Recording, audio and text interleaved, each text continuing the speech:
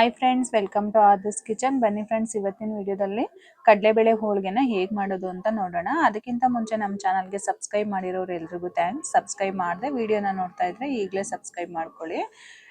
Video ನೋಡಿದ್ಮೇಲೆ ಒಂದು like ಮಾಡೋದನ್ನ ಮರಿಬೇಡಿ. ವಿಡಿಯೋ ಇಷ್ಟ ಆಗಿದ್ರೆ ನಿಮ್ಮ ಫ್ಯಾಮಿಲಿ ಫ್ರೆಂಡ್ಸಿಗೂ ಕೂಡ ಶೇರ್ ಮಾಡಿ. ಈಗ ಕಡಲೆಬೇಳೆ ಹೋಳಿಗೆನ ಹೇಗೆ ಮಾಡೋದು ಅಂತ ನೋಡೋಣ. ಮೊದಲಿಗೆ ಮೈದಾ ಹಿಟ್ಟನ್ನ ಕಲಸಿಟ್ಕೋಬೇಕಾಗುತ್ತೆ. ಮೈದಾ ಹಿಟ್ಟು ಚೆನ್ನಾಗಿ ಸಾಫ್ಟ್ ಆಗಿ ನೆನಿಬೇಕು. ನಾನಿಲ್ಲಿ 2 ಬಟ್ಲಾಗುವಷ್ಟು ಮೈದಾ ಹಿಟ್ಟನ್ನ ಹಾಕೊಂತಾ ಇದ್ದೀನಿ. ಅದಕ್ಕೆ ಅರ್ಧ ಬಟ್ಲಾಗುವಷ್ಟು ಚಿರೋಟಿ ರವೆನ ಹಾಕೊಂತಾ ಇದ್ದೀನಿ. ನೀವು ಇಲ್ಲಾಂದ್ರೆ 1 ಬಟ್ಲು ಚಿರೋಟಿ ರವೆ, 1 ಬಟ್ಲು ಮೈದಾ ಹಿಟ್ಟನ್ನು ಕೂಡ ಹಾಕೋಬಹುದು. ಇಲ್ಲಿ ನಾನು ಸ್ವಲ್ಪ ಉಪ್ಪನ್ನ ಸೇರಿಸ್ತಾ ಇದ್ದೀನಿ, ಸ್ವಲ್ಪ ಅರಿಶಿನ ಪುಡಿ ಹಾಕೊಂತಾ ಇದ್ದೀನಿ. ಇದನ್ನ ಚೆನ್ನಾಗಿ ಒಂದ್ಸಲ ನೀಟಾಗಿ ಮಿಕ್ಸ್ ಮಾಡ್ಕೊಳ್ಳಿ. ಈ ಥರ ಚೆನ್ನಾಗಿ ಮಿಕ್ಸ್ ಮಾಡ್ಕೊಂಡಾದ್ಮೇಲೆ ಸ್ವಲ್ಪನೇ ನೀರು ಹಾಕೊಂಡು ನೀವು ಹಿಟ್ಟನ್ನ ಕಲಿಸ್ಕೋಬೇಕಾಗತ್ತೆ. ಒಂದೇ ಸಲ ಜಾಸ್ತಿ ನೀರು ಹಾಕೊಂಡ್ಬಿಟ್ರು ತೆಳ್ಳಗೆ ಆಗ್ಬಿಡುತ್ತೆ. ಹಾಗಾಗಿ ಸ್ವಲ್ಪನೇ ನೀರು ಹಾಕೊಂಡು ಚೆನ್ನಾಗಿ ಹಿಟ್ಟನ್ನ ಕಲಿಸ್ಕೋಬೇಕು. ನೀವು ಮೈದಾ ಹಿಟ್ಟನ್ನ ಎಷ್ಟು ಚೆನ್ನಾಗಿ ನಾದ್ಕೊಂಡು ಕಲಸಿಡ್ತೀರಾ ಅಷ್ಟು ಚೆನ್ನಾಗಿ ಹೋಳಿಗೆ ಚೆನ್ನಾಗಿ ಬರುತ್ತೆ. ನೀವು ತುಂಬ ಗಟ್ಟಿಗೂ ಕಲಿಸ್ಕೋಬಾರ್ದು, ತುಂಬ ತೆಳ್ಳಗೂ ಇರಬಾರ್ದು. ನೀವು ಹೂರ್ಣನ ಯಾವ ಅದಕ್ಕೆ ಮಾಡ್ಕೊಂಡಿರ್ತೀರಾ ಮೈದಾ ಹಿಟ್ಟು ಕೂಡ ಅದೇ ಹದದಲ್ಲಿ ಇರಬೇಕು. ನೀವು ಹೂರ್ಣನ ತೆಳ್ಳಗೆ ಮಾಡ್ಕೊಂಡಿದ್ರೆ ಮೈದಾ ಹಿಟ್ಟು ಕೂಡ ಸ್ವಲ್ಪ ತೆಳ್ಳಗಿರ್ಬೇಕು. ಹೂರ್ಣ ಗಟ್ಟಿಗಿದ್ರೆ ಮೈದಾ ಹಿಟ್ಟು ಕೂಡ ಗಟ್ಟಿಗಿರ್ಬೇಕು. ಒಂದು ಗಟ್ಟಿಗೆ ಮಾಡ್ಕೊಂಡು ಒಂದು ತೆಳ್ಳಗೆ ಮಾಡ್ಕೊಂಡ್ರೆ ನೀವು ತಟ್ಟುವಾಗ ಮೈದಾ ಹಿಟ್ಟೆಲ್ಲ ಸೈಡಿಗೆ ಹೋಗುತ್ತೆ. ನೀವು ಎರಡು ಒಂದೇ ಹದದಲ್ಲಿದ್ದಾಗ ಎರಡು ತಟ್ಟಕ್ಕೆ ಚೆನ್ನಾಗಿ ಬರುತ್ತೆ. ಆ ಥರ ಮೈದಾ ಎಲ್ಲ ಒಂದ್ ಕಡೆ ಸೈಡಿಗೆಲ್ಲ ಹೋಗಲ್ಲ. ನೋಡಿ, ಈ ಥರ ಸ್ವಲ್ಪ ಕಲ್ಸ್ಕೊಂಡು ಆದ್ಮೇಲೆ ಸ್ವಲ್ಪ ಎಣ್ಣೆನ ಹಾಕೊಂಡು ಚೆನ್ನಾಗಿ ನಾದ್ಕೊಳ್ಳಿ. ಸ್ವಲ್ಪ ಜಾಸ್ತಿನೇ ಎಣ್ಣೆನ ಹಾಕೊಳ್ಳಿ. ಎಣ್ಣೆ ಜಾಸ್ತಿ ಹಾಕೊಂಡು ಈ ಥರ ಚೆನ್ನಾಗಿ ನಾದ್ಕೊಂಡು ಇಟ್ಟಾಗ ಮೈದಾ ಚೆನ್ನಾಗಿ ಸಾಫ್ಟಾಗಿ ಚೆನ್ನಾಗಿ ನೆನೆಯುತ್ತೆ. ನೀವು ಚಿರೋಟಿ ರವೆ ಹಾಕಿರೋದ್ರಿಂದನೂ ಕೂಡ ಚೆನ್ನಾಗಿರುತ್ತೆ. ಚಿರೋಟಿ ರವೆನೂ ಕೂಡ ಕೆಲವರೆಲ್ಲ ಬರೀ ಮೈದಾ ಹಿಟ್ಟಿಂದನೇ ಮಾಡ್ತಾರೆ. ನಾನಿಲ್ಲಿ ಎರಡನ್ನೂ ಯೂಸ್ ಮಾಡಿ ಮಾಡ್ತಾ ಇದ್ದೀನಿ. ಈ ಥರ ಚೆನ್ನಾಗಿ ನಾದ್ಕೊಂಡಾದ್ಮೇಲೆ ಮೇಲೆಲ್ಲ ಚೆನ್ನಾಗಿ ಎಣ್ಣೆನ ಹಚ್ಚಬೇಕು. ನೀವು ಎಣ್ಣೆ ಜಾಸ್ತಿ ಹಾಕಿ ಮೇಲೆಲ್ಲ ಎಣ್ಣೆ ಹಚ್ಚಿ ಇಡೋದ್ರಿಂದ ಮೈದಾ ತುಂಬ ಸಾಫ್ಟಾಗಿ ಚೆನ್ನಾಗಿ ನೆನೆಯುತ್ತೆ. ನೋಡಿ, ಸ್ವಲ್ಪ ಎಣ್ಣೆನ ಈ ಥರ ಮೇಲ್ಗಡೆ ಹಾಕಿ ಪ್ಲಾಸ್ಟಿಕ್ ಪೇಪರಿಂದನೂ ಸುತ್ತಿಡ್ಬೋದು. ಇಲ್ಲಾಂದರೆ ಮೇಲ್ಗಡೆ ಒಂದು ಪ್ಲೇಟ್ನ ಮುಚ್ಚಿ ಸೈಡಿಗೆ ಎತ್ತಿಡಿ. ನಾವೀಗ ಬೇಳೆನ ಬೇಯಿಸ್ಕೊಳ್ಳೋಣ. ನಾನಿಲ್ಲಿ 2 ಬಟ್ಲಾಗುವಷ್ಟು ಬೇಳೆನ ತೊಗೊಂಡಿದ್ದೀನಿ. ಅಂದರೆ ನಾನು ಕಡಲೆಬೇಳೆನ ತೊಗೊಂಡಿದ್ದೀನಿ. ನೀವು ತೊಗರಿ ಬೇಳೆಯಿಂದನೂ ಕೂಡ ಮಾಡ್ಕೋಬೋದು. ನಾನಿಲ್ಲಿ ಕಡಲೆಬೇಳೆನ ಯೂಸ್ ಮಾಡಿ ಮಾಡ್ತಾ ಇದ್ದೀನಿ. ಇದನ್ನ ಚೆನ್ನಾಗಿ 1-2 ಸಲ ಚೆನ್ನಾಗಿ ವಾಶ್ ಮಾಡ್ಕೋಬೇಕು. ಕಡಲೆಬೇಳೆನ ನೋಡಿ, ಈ ಥರ ಚೆನ್ನಾಗಿ 2 ಸಲ ವಾಶ್ ಮಾಡ್ಕೊಳ್ಳಿ. ವಾಶ್ ಮಾಡ್ಕೊಂಡು ಆದಮೇಲೆ ನಿಮಗೆ ಒಬ್ಬಟ್ಟು ಸಾಂಬಾರು ಜಾಸ್ತಿ ಮಾಡ್ತೀರಾ ಅನ್ನೋದಿದ್ರೆ ಸ್ವಲ್ಪ ನೀರನ್ನ ಜಾಸ್ತಿ ಹಾಕೊಂಡು ಬೇಳೆನ ಬೇಯಿಸ್ಕೊಳ್ಳಿ. ಇಲ್ಲಿ ನೀವೆಷ್ಟು ಕ್ವಾಂಟಿಟಿಲಿ ಸಾಂಬಾರನ್ನ ಮಾಡ್ತೀರಾ ಅಷ್ಟು ಸ್ವಲ್ಪ ನೀರನ್ನ ಜಾಸ್ತಿ ಹಾಕೊಳ್ಳಿ. ಇಲ್ಲಾಂದರೆ ನೀರನ್ನ ಸ್ವಲ್ಪ ಕಡಿಮೆ ಹಾಕೊಂಡ್ರೂ ಆಗುತ್ತೆ. ಇದು 1 ವಿಷಲ್ ಬಂದರೆ ಸಾಕು, ಜಾಸ್ತಿ ಬರಬಾರ್ದು. ಮತ್ತು ಕೆಲವಕ್ಕೊಂದು ಕುಕ್ಕರ್ ಮೇಲೂ ಡಿಪೆಂಡ್ ಆಗುತ್ತೆ. ಕೆಲವೊಂದು ನೀವು ಚಿಕ್ಕ ಕುಕ್ಕರ್ ಇಟ್ಟು ಬೇಳೆನ ಸ್ವಲ್ಪ ಇಟ್ಟಾಗ ಅದು ಬೆಂದಿರೋದಿಲ್ಲ. ಸ್ವಲ್ಪ ದೊಡ್ಡ ಕುಕ್ಕರ್ ಇಟ್ಟು ಬೇಳೆನ ಜಾಸ್ತಿ ಹಿಟ್ಟು ನಾವು ಬೇಯಿಸಿದಾಗ 1 ವಿಷಲಿಗೆ ಬೆಂದ್ಬಿಡುತ್ತೆ. ನಾನು ಇಲ್ಲಿ ನೋಡಿ ದೊಡ್ಡ ಕುಕ್ಕರ್ ಇಟ್ಟಿದ್ದೀನಿ. ಸ್ವಲ್ಪ ಬೇಳೆ ಜಾಸ್ತಿ ಅರ್ಧ ಕೆಜಿಗಿಂತ ಸ್ವಲ್ಪ ಜಾಸ್ತಿ ಹಾಕಿದ್ದೀನಿ. ಇವಾಗ 1 ವಿಷಲ್ ಹೊಡ್ಸ್ಕೊಂಡ್ರೆ ಸಾಕು. ಮತ್ತೆ ಪೂರ್ತಿ ವಿಷಲ್ ಹೋಗೋವರೆಗೂ ಕೂಡ ನಾವು ಇರಬಾರ್ದು. ಬೇಳೆ ಫುಲ್ಲು ಕಲಸೋಗ್ಬಿಡುತ್ತೆ. ಸ್ವಲ್ಪ ಇನ್ನೂ ಪ್ಲೆಜರ್ ಇದ್ದಂಗೆ ಕುಕ್ಕರ್ ವಿಷಲ್ನ ಎತ್ಬಿಟ್ಟು ನಾನು ಕುಕ್ಕರ್ ಲಿಡ್ನ ಓಪನ್ ಮಾಡಿದ್ದೀನಿ. ನಾನು ತೋರಿಸಿದ್ನಲ್ಲ ಅಷ್ಟು ಬೇಳೆ ಬೆಂದರೆ ಸಾಕು. ತುಂಬಾನು ಬೇಳೆ ಚೆನ್ನಾಗಿ ಬೆಂದೋಗ್ಬಿಟ್ರು ತೆಳ್ಳಗಾಗ್ಬಿಡುತ್ತೆ ಹೂರ್ಣ. ತುಂಬ ಗಟ್ಟಿಗೂ ಇರಬಾರ್ದು. ಚೆನ್ನಾಗಿ ಅದನ್ನು ನೀರೆಲ್ಲ ಸೋರಿಸ್ಕೊಂಡು ನಾನು ಇಲ್ಲಿ ಒಂದು ಬಾಣಲಿಗೆ ತೆಕ್ಕೊತಾ ಇದ್ದೀನಿ. ನೀರೆಲ್ಲ ಇರಬಾರ್ದು. ನೀರನ್ನ ನೀಟಾಗಿ ಸೋರಿಸ್ಕೊಂಡು ಬಾಣಲಿಗೆ ಹಾಕೊಳ್ಳಿ. ಅಥವಾ ನೀವು ಯಾವುದ್ರಲ್ಲಿ ಫ್ರೈ ಮಾಡ್ಕೊತೀರಾ, ಪಾತ್ರೆನೋ ಬಾಣಲಿನೋ ಯಾವುದಕ್ಕಾದ್ರೂ ಹಾಕೊಳ್ಳಿ. ಬೇಳೆನ ಬೇಯಿಸ್ಕೊಂಡಿರೋ ನೀರನ್ನು ನಾನು ಹಾಗೆ ಇಟ್ಕೊತಾ ಇದ್ದೀನಿ. ಆಮೇಲೆ ನಾನು ಸಾಂಬಾರಿಗೆ ಯೂಸ್ ಮಾಡ್ಕೊತೀನಿ, ಒಬ್ಬಟ್ಟು ಸಾಂಬಾರಿಗೆ. ನೋಡಿ, ನಾನಿಲ್ಲಿ ಒಂದು 3-4 ಜನಕ್ಕೆ ಆಗೋವಷ್ಟು ಸಾಂಬಾರನ್ನ ಮಾಡ್ತಾ ಇದ್ದೀನಿ. ಹಾಗಾಗಿ ಇಷ್ಟು ನೀರನ್ನ ಹಾಕೊಂಡಿದ್ದೆ. ನೋಡಿ, ಬೇಳೆ ಚೆನ್ನಾಗಿ ಬೆಂದಿದೆ. ಇದನ್ನೆಲ್ಲ ಒಂದು ಬಾಣಲಿಗೆ ಹಾಕೊಂಡಿದ್ದೀನಿ ನಾನು ಫ್ರೈ ಮಾಡ್ಕೊಳ್ಳೋದಕ್ಕೆ. ಮೀಡಿಯಂ ಫ್ಲೇಮಲ್ಲಿ ಇಟ್ಟು ಬಾಣಲಿನ ಗ್ಯಾಸ್ ಮೇಲೆ ಇಟ್ಟು ಮೀಡಿಯಂ ಫ್ಲೇಮಲ್ಲಿ ಇಟ್ಕೊಂಡಿರಿ. ನಾನಿಲ್ಲಿ 1 ಬಟ್ಲಾಗುವಷ್ಟು ತೆಂಗಿನಕಾಯಿ ತುರಿನ ಹಾಕೊತಾ ಇದ್ದೀನಿ. 2 ಬಟ್ಲ ಆಗುವಷ್ಟು ಬೆಲ್ಲನ ಸ್ವಲ್ಪ ದಪ್ಪಕ್ಕೆ ಪುಡಿ ಮಾಡ್ಕೊಂಡು ಹಾಕೊತಾ ಇದ್ದೀನಿ. ನಿಮಗೆ ಸ್ವೀಟ್ ಎಷ್ಟು ಬೇಕೋ ಅಷ್ಟು ನೋಡಿ ಹಾಕೊಳ್ಳಿ. ಇನ್ನೂ ಸ್ವಲ್ಪ ಜಾಸ್ತಿ ಸ್ವೀಟ್ ಬೇಕು ಅಂದರೆ ನೀವು ಇನ್ನೊಂದು ಸ್ವಲ್ಪ ಬೆಲ್ಲನ ಆ್ಯಡ್ ಮಾಡ್ಕೋಬೋದು. ನಾನಿಲ್ಲಿ 2 ಬಟ್ಲು ಕಡಲೆಬೇಳೆನ ತಗೊಂಡಿದ್ದೆ. 2 ಬಟ್ಲು ಕಡಲೆಬೇಳೆಗೆ ಅಂದ್ರೆ ಫುಲ್ಲು ಒಂದೊಂದು ಬಟ್ಲು ಬೆಲ್ಲನ ಹಾಕಿಲ್ಲ, ಒಂದು ಮುಕ್ಕಾಲಷ್ಟು 2 ಬಟ್ಲಷ್ಟು ಬೆಲ್ಲನ ಹಾಕೊಂಡಿದ್ದೀನಿ. ಇದನ್ನ ಚೆನ್ನಾಗಿ ನೀವು ಬೆಲ್ಲ ಎಲ್ಲ ಕರಗಬೇಕು, ಬೆಲ್ಲ ಎಲ್ಲ ಕರಗಿ ಸ್ವಲ್ಪ ನೀರು ಬಿಟ್ಕೊಳ್ಳುತ್ತೆ, ಆ ನೀರೆಲ್ಲ ಮತ್ತೆ ಡ್ರೈ ಆಗಬೇಕು. ಅಲ್ಲಿವರೆಗೆ ನೋಡಿ ಬೆಲ್ಲ ಎಲ್ಲ ಕರಗಿ ಸ್ವಲ್ಪ ನೀರು ಬಿಟ್ಕೊಂಡಿದೆ. ಈ ನೀರೆಲ್ಲ ಸ್ವಲ್ಪ ಡ್ರೈ ಆಗೋವರೆಗೂ ಈ ಥರ ಚೆನ್ನಾಗಿ ತಿರುಗಿಸ್ಕೊತಾ ಇರಬೇಕು. ಉರಿನ ಜಾಸ್ತಿ ಇಟ್ಕೋಬೇಡಿ, ಮೀಡಿಯಂ ಫ್ಲೇಮಲ್ಲಿ ಇಟ್ಕೊಂಡೇ ಮಾಡ್ಕೊಳ್ಳಿ.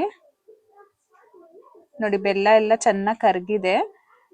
ಇವಾಗ ನಾನು ಸ್ವಲ್ಪ ಒಣಶುಂಠಿ ಮತ್ತು ಏಲಕ್ಕಿ ಪೌಡ್ರನ್ನ ಹಾಕೊತಾ ಇದ್ದೀನಿ. ಈ ಥರ ಚೆನ್ನಾಗಿ ಈ ಥರ ನೀವು ಗ್ಯಾಸ್ ಮೇಲೆ ಇಟ್ಟು ಬೆಲ್ಲ, ಕಾಯಿ ಮತ್ತು ಬೇಳೆನ ಈ ಥರ ಚೆನ್ನಾಗಿ ಹೊಂದಿಸ್ಕೊಂಡು ಆಮೇಲೆ ರುಬ್ಕೊಳ್ಳೋದ್ರಿಂದ ನಿಮಗೆ ಹೂರ್ಣ ತುಂಬ ಸಾಫ್ಟಾಗಿ ಚೆನ್ನಾಗಿ ಬರುತ್ತೆ. ನೋಡಿ ಬೆಲ್ಲ ಎಲ್ಲ ಒಂಚೂರು ಬೆಲ್ಲ ಎಲ್ಲ ಏನಿಲ್ಲ, ಎಲ್ಲ ಚೆನ್ನಾಗಿ ಕರಗಿದೆ. ಇದು ರುಬ್ಕೊಳ್ಳೋಕ್ಕೂ ಕೂಡ ತುಂಬಾನೇ ಈಸಿ ಮತ್ತು ಬೇಗನೆ ಮಿಕ್ಸಿಲಿ ರುಬ್ಕೋಬೋದು ನಾವು. ನೋಡಿ ಇಷ್ಟು ಹುರ್ಕೊಂಡ್ರೆ ಸಾಕಾಗುತ್ತೆ. ಈಗ ಇದನ್ನ ಕಂಪ್ಲೀಟಾಗಿ ತಣ್ಣಗಾದ್ಮೇಲೆ ನಾವು ಮಿಕ್ಸಿಗೆ ಹಾಕೊಂಡು ರುಬ್ಕೋಬೇಕು. ಬಿಸಿ ಬಿಸಿ ಇದ್ದಾಗಲೇ ರುಬ್ಕೊಂಬಿಟ್ರು ಮಿಕ್ಸಿ ಜಾರು ಹಾಳಾಗುತ್ತೆ. ನೀವಿಲ್ಲ ಗ್ರೈಂಡರಲ್ಲಿ ಇದ್ರೆ ಗ್ರೈಂಡರಲ್ಲೂ ಕೂಡ ರುಬ್ಕೋಬೋದು. ನೋಡಿ ಇಷ್ಟು ಆದರೆ ಸಾಕು. ಇದು ರುಬ್ಬಿದ್ರೆ ನಿಮಗೆ ಗಟ್ಟಿಗೆ ಆಗುತ್ತೆ. ಏನು ತೆಳ್ಳಗಿದೆ ರುಬ್ಬಿದ್ರೆ ಹೂರ್ಣ ತೆಳ್ಳಗಾಗುತ್ತೆ ಇಲ್ಲ ಅಂತೆಲ್ಲ ಅನ್ಕೋಬೇಡಿ. ನೋಡಿ ಇಷ್ಟು ಬಂದರೆ ಸಾಕು. ಇಷ್ಟು ಬಂದ ಮೇಲೆ ನಿಮಗೆ ಹದ ಕರೆಕ್ಟಾಗಿ ಬರುತ್ತೆ. ನೋಡಿ ತಣ್ಣಗಾದ್ಮೇಲೆ ಸ್ವಲ್ಪ ಗಟ್ಟಿಗಾಗಿದೆ. ನೋಡಿ ಇವಾಗ ರುಬ್ಕೊಂಡ್ರೆ ನಿಮಗೆ ಹೂರ್ಣ ಕರೆಕ್ಟ್ ಹದದಲ್ಲಿ ಬರುತ್ತೆ.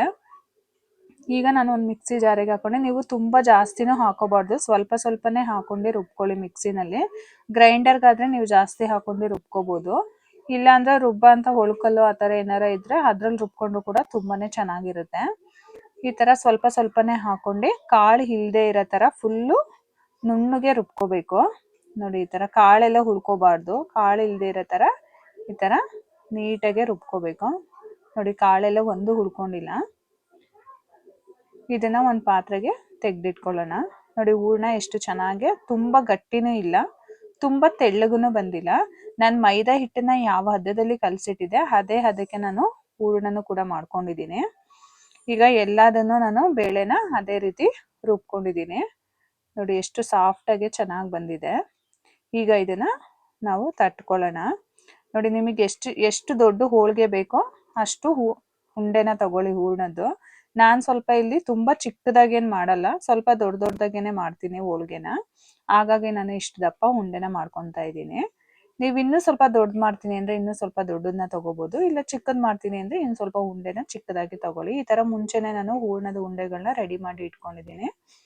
ಈಗ ಆಗಲೇ ಕಲಸಿಟ್ಟಿರೋ ಅಂತ ಮೈದಾನು ನೋಡಿ ತುಂಬ ಚೆನ್ನಾಗಿ ನೆಂದಿದೆ ಸಾಫ್ಟಾಗಿ. ಈಗ ಆ ಉಂಡೆಗೆ ಎಷ್ಟು ಹದಕ್ಕೆ ಹೂರ್ಣ ಬೇಕಾಗುತ್ತೆ ಅಷ್ಟು ಹೂರ್ಣನ ಮೈದಾ ಹಿಟ್ಟನ್ನ ತಗೊಳ್ಳಿ. ಮೈದಾನ ತುಂಬ ಹಾಕಿದ್ರೂ ಚೆನ್ನಾಗಿರೋದಿಲ್ಲ. ಇದನ್ನು ಸ್ವಲ್ಪ ಹಾಗೇನೆ ಉಂಡೆ ಥರ ಮಾಡಿ ಇಟ್ಕೊಳ್ಳಿ, ನಿಮಗೆ ತಟ್ಟಕ್ಕೆ ಈಸಿ ಆಗುತ್ತೆ. ನಾವು ಹೂರ್ಣನ ಮುಟ್ಟೋದು ಅದೇ ಕೈಯಲ್ಲಿ ಮತ್ತೆ ಮೈದಾ ಹಿಟ್ಟನ್ನ ಮುಟ್ಟಿದ್ರೆ ಎಲ್ಲ ಒಂಥರ ಕೈಗೆ ಅಂಟ್ಕೊಂಡಂಗೆ ಅನಿಸುತ್ತೆ. ನಾವು ಫಸ್ಟಿಗೆ ಅದನ್ನು ಉಂಡೆ ಮಾಡ್ಕೊಂಡು ಇದನ್ನು ಸ್ವಲ್ಪ ಸ್ವಲ್ಪ ಉಂಡೆ ಮಾಡಿಟ್ಕೊಂಡ್ರೆ ಬೇಗ. ಇಲ್ಲಿ ನಾನು ಒಂದು 5-6 ಉಂಡೆ ಆಗೋಷ್ಟು ಮಾಡಿಟ್ಕೊಂಡಿದ್ದೀನಿ. ಈಗ ಹೇಗೆ ತಟ್ಟೋದು ಅಂತ ನೋಡೋಣ. ಇಲ್ಲಿ ನಾನು ಈಗ ರೇಷನ್ ಎಲ್ಲ ಕಟ್ಕೊಡ್ತಾರಲ್ಲ ಪ್ಲಾಸ್ಟಿಕ್ ಕವರು, ನಾನು ಆ ಕವರನ್ನೇ ಯೂಸ್ ಮಾಡ್ಕೊಂಡು ಮಾಡ್ತಾ ಇದ್ದೀನಿ. ಅದನ್ನು ನೀಟಾಗಿ ಈ ಥರ ಕಟ್ ಮಾಡ್ಕೊಳ್ಳಿ. ನೋಡಿ ಸೈಡಲ್ಲಿ ಮತ್ತೆ ಕೆಳಗಡೆ ಕಟ್ ಮಾಡ್ಕೊಂಡು ಓಪನ್ ಮಾಡ್ಕೋಬೇಕು. ನೋಡಿ ಈ ಥರ ನೀಟಾಗಿ ಓಪನ್ ಮಾಡಿಕೊಂಡ್ರೆ ಸ್ವಲ್ಪ ದೊಡ್ಡ ಪೇಪರ್ನ ತಗೊಳ್ಳಿ, ಇಲ್ಲ ನಿಮ್ಮ ಹತ್ರ ಬಟರ್ ಪೇಪರ್ ಹೋಳಿಗೆ ತಟ್ಟ ಅಂತ ಪೇಪರ್ ಇದ್ರೂ ಕೂಡ ಅದರಲ್ಲೇ ಮಾಡ್ಕೋಬೋದು. ನಾನಿಲ್ಲಿ ಪ್ಲಾಸ್ಟಿಕ್ ಪೇಪರಿಂದನೇ ಮಾಡ್ತಾ ಇದ್ದೀನಿ. ನೋಡಿ ಈ ಥರ ದೊಡ್ಡ ಪೇಪರ್ನ ಕಟ್ ಮಾಡ್ಕೊಂಡಿದ್ದೀನಿ. ಕಟ್ ಮಾಡ್ಕೊಂಡು ನಾನು ತರಕಾರಿ ಹೆಚ್ಚ ಮಣೆ ಮೇಲೆ ಇಟ್ಕೊಂಡಿದ್ದೀನಿ, ಅಥವಾ ನೀವು ಚಪಾತಿ ಲಟ್ಸೋಂಥ ಮಣೆ ಇರುತ್ತಲ್ಲ ಅದ್ರ ಮೇಲೆ ಕೂಡ ಮಾಡ್ಕೋಬೋದು, ಅಥವಾ ಸ್ಲ್ಯಾಬ್ ಮೇಲೆ ಕೂಡ ಮಾಡ್ಕೋಬೋದು. ಸ್ವಲ್ಪ ಒಂದು ಬಟ್ಲಿಗೆ ಎಣ್ಣೆನ ಹಾಕ್ಕೊಂಡು ಈ ಥರ ಕೈಗೆ ಸ್ವಲ್ಪ ಎಣ್ಣೆನ ಹಚ್ಕೊಳ್ಳಿ. ಮತ್ತು ಪೇಪರ್ ಮೇಲೂ ಕೂಡ ಎಣ್ಣೆನ ಹಚ್ಕೊಂಡಿರ್ಬೇಕು, ಇಲ್ಲಾಂದರೆ ಸ್ವಲ್ಪ ಅಂಟ್ಕೊಂಡಂಗೆ ಆಗುತ್ತೆ. ನೀವು ಎಣ್ಣೆನ ಹಚ್ಚಿದ್ರೆ ಹೋಳಿಗೆ ಸ್ವಲ್ಪ ಕೂಡ ಅಂಟೋದಿಲ್ಲ. ಈ ಥರ ಚೆನ್ನಾಗಿ ಎಣ್ಣೆ ಹಚ್ಕೊಂಡಾದ್ಮೇಲೆ ನಾನು ಮೈದಾ ಹಿಟ್ಟನ್ನ ಉಂಡೆ ಮಾಡಿ ಇಟ್ಕೊಂಡಿದ್ನಲ್ಲ, ನೋಡಿ ಅದನ್ನು ಕೈ ಮೇಲೆ ಈ ಥರ ಇಟ್ಕೊಂಡು ಸ್ವಲ್ಪ ಈ ಥರ ಸ್ಪ್ರೆಡ್ ಮಾಡ್ಕೊಳ್ಳಿ.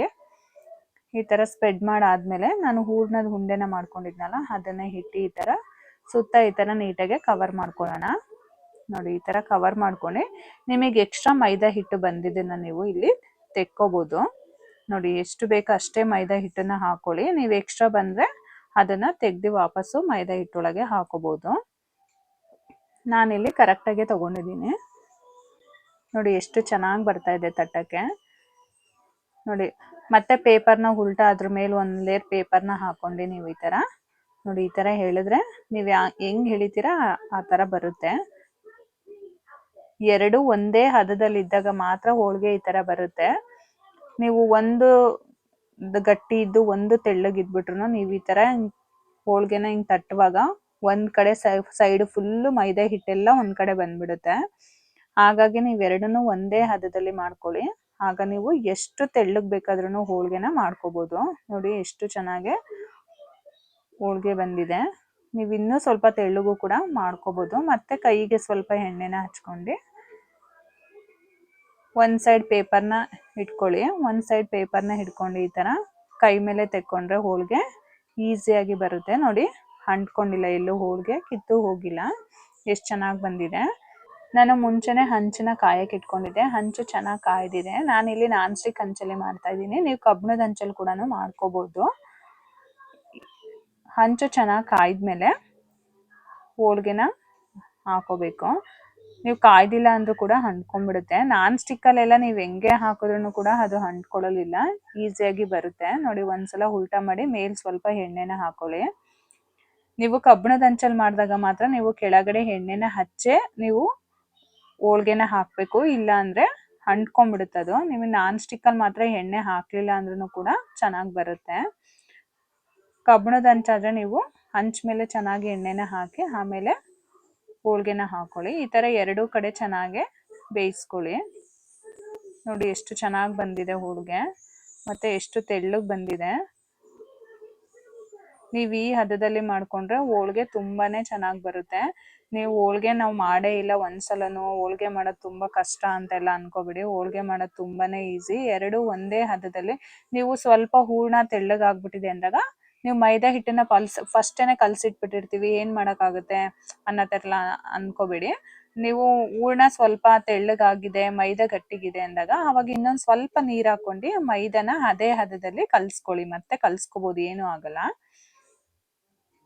ಮತ್ತೆ ನೋಡಿ ಮತ್ತೆ ಇನ್ನೊಂದು ಹೋಳಿಗೆನ ತಟ್ಟನ್ನ ನಾನು ತೋರಿಸ್ತಾ ಇದ್ದೀನಿ. ಇದೇ ರೀತಿ ಕೈ ಮೇಲೆ ಸ್ಪ್ರೆಡ್ ಮಾಡ್ಕೊಂಡು ಹೂರ್ಣದ ಉಂಡೆನ ಇಟ್ಕೊಂಡು ಈ ತರ ನೀಟಾಗಿ ಸುತ್ತ ಕವರ್ ಮಾಡ್ಕೋಬೇಕು.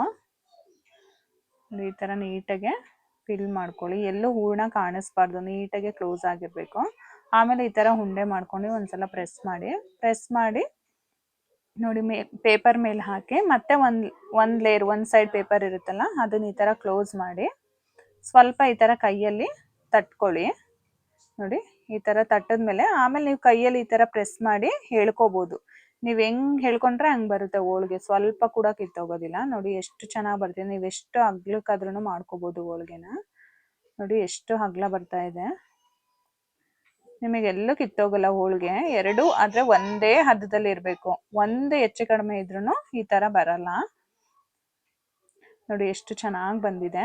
ಈಗ ಮತ್ತೆ ಮೇಲಿನ ಪೇಪರ್ನ ತೆಗ್ದು ಕೈಗೆ ಸ್ವಲ್ಪ ಎಣ್ಣೆನ ಹಚ್ಕೊಳ್ಳಿ. ಎಣ್ಣೆ ಹಚ್ಕೊಂಡು ಒಂದ್ ಸೈಡ್ ಪೇಪರ್ನ ಇಟ್ಕೊಂಡು ಈ ತರ ತೆಕ್ಕೊಂಡ್ರೆ ಹೋಳಿಗೆ ಈಸಿಯಾಗಿ ಚೆನ್ನಾಗಿ ಬರುತ್ತೆ.